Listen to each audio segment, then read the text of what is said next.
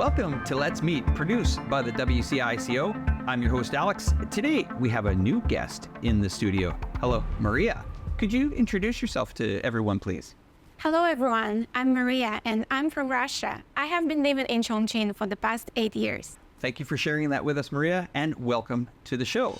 In today's episode, we will learn about Southeast Asian entrepreneurs gathering in Chongqing to discuss the future of regional carbon neutrality, and Egyptian journalists sharing insights on China-Egypt cooperation in the electric vehicle sector, Riyang National Geopark welcoming international experts for an assessment advancing towards World Geopark status, and British vlogger Nico, who will guide us through the unique charm of Chongqing, the 8D city. Recently, a regional carbon neutrality technology exchange conference was held in Chongqing, attracting numerous entrepreneurs from Vietnam, Malaysia, Singapore, and other Southeast Asian countries. Maria, are you familiar with carbon neutrality, and what are your thoughts on it? Carbon neutrality means having a balance between emitting carbon and absorbing carbon from the atmosphere in carbon sinks, and China is planning to become carbon neutral by 2060s. Indeed. Carbon neutrality has become a global focus. Let's take a look at how entrepreneurs from various countries share their experiences and ideas during this exchange. Chongqing hosted the Regional Carbon Neutral Technology Matchmaking and Exchange activity. 13 Southeast Asian entrepreneurs from Vietnam, Malaysia, Singapore, and other countries met with Chongqing's energy sector and research institutions to discuss energy transformation, conservation, emission reduction, and carbon neutrality. Vietnam is committed to the net zero transition by 2050, which is under the Paris Agreement. The areas that we find very useful is that how the research in the green energy, how universities in China has collaborated with the private sector to transfer the research output, the outcome from the research, into commercial projects, which companies can then implement for their clients. But there's also increasing need now to satisfy the requirement by the European carbon tax, which is the Carbon Border Adjustment Mechanism, CBAM. So some of the Vietnamese companies would need to quickly implement certain measures in order to avoid being taxed at a very high level when the CBAM comes in.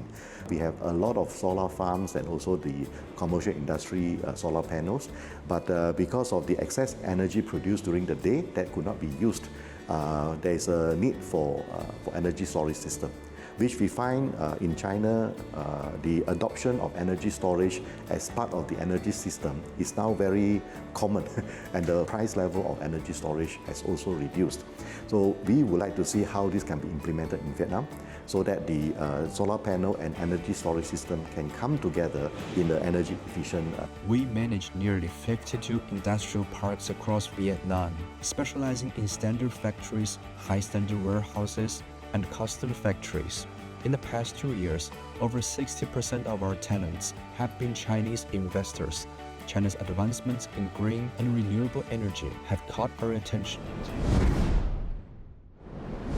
During the 2024 Belt and Road Journalist Forum held recently, Ayman Kadi gave an exclusive interview to us. He is an executive editor-in-chief of Egypt's Cabinet Affairs and Middle East News Agency, Beijing Bureau Chief. He specifically mentioned the prospects of cooperation between China and Egypt in the fields of new energy and electric vehicles. The Middle East News Agency is Egypt's national news agency and one of the most influential and long-standing media organizations in the Arab world. I believe Mr. El-Kadi's unique insights can, to some extent, represent the voice of Egypt's official media. Let's take a look.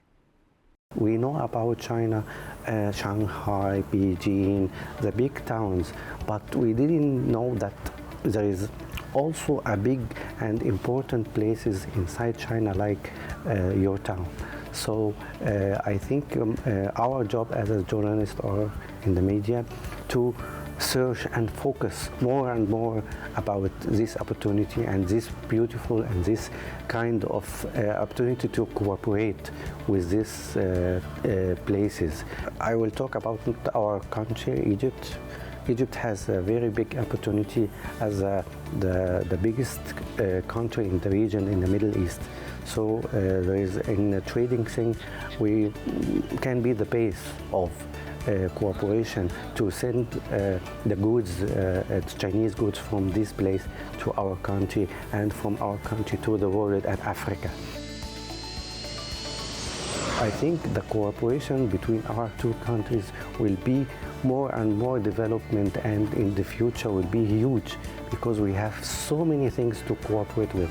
Not only the economy, not only the politics, not only the human and the two people relations, but also the feeling of civilizations and history in our country, because you know China is a very have the very long history and civilization, and also my country Egypt have a very long history and civilization. So this is I think it's a good opportunity because this will be a good benefit to our two countries and our two peoples.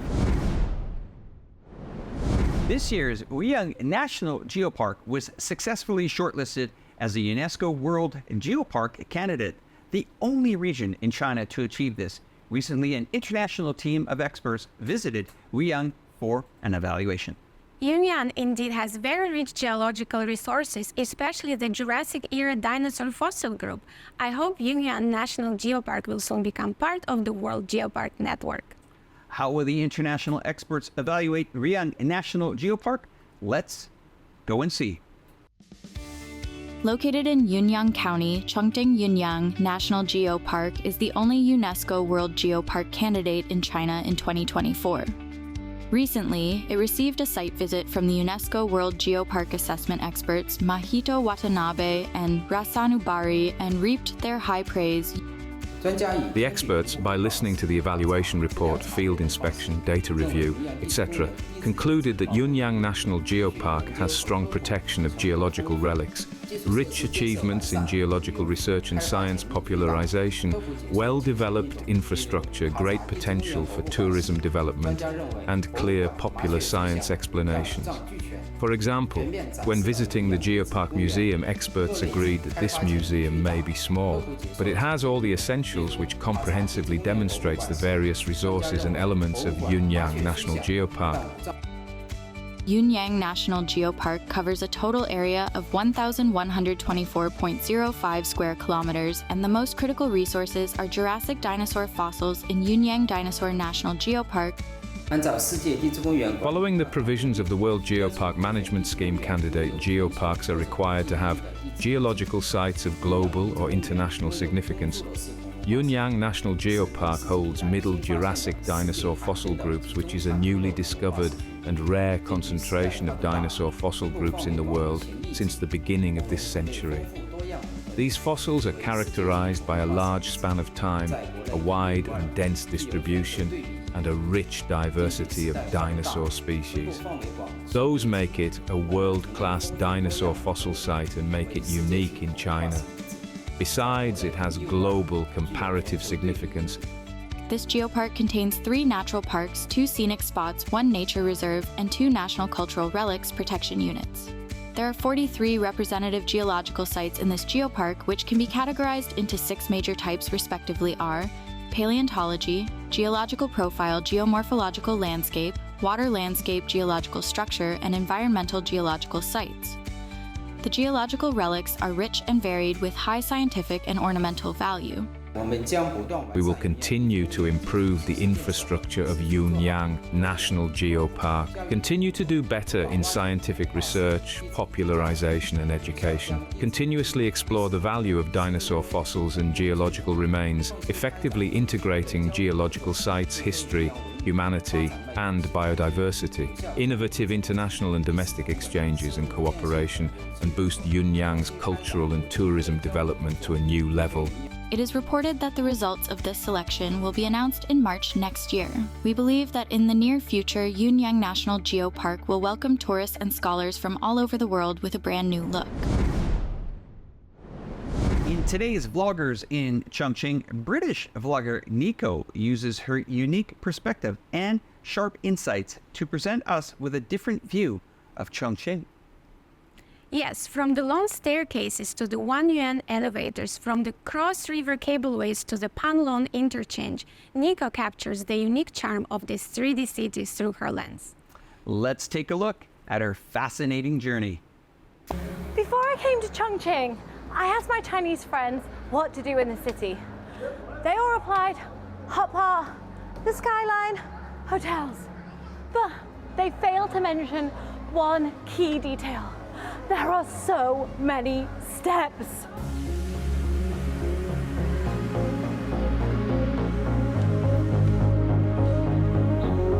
But thankfully, after 24 hours of stumbling around like a fool, I started to notice some more convenient ways to get around. If you do want to avoid the stairs, then this is the Kaishuanlu elevator. Well, this is in a city and it's purely practical. It joins the lower city to the upper city and it only costs 1 yuan.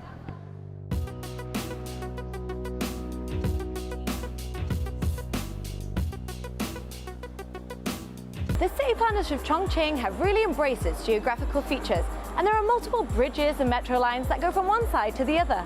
But there's also a more novel way to get across. I can't believe we're getting a cable car in the city. This is pretty cool. Look, it goes up the side of the mountain. Of course, you're not getting anywhere in a hurry in Chongqing because there isn't a straight road in sight. But I'm pretty impressed by my taxi driver's skills as he navigates the tangled up network of roads that crisscross the mountain.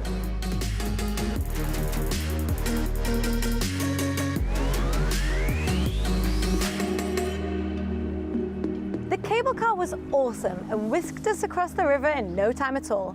But for those locals who want a more slower, relaxing way to cross the river, then the default choice is taking the ferry across.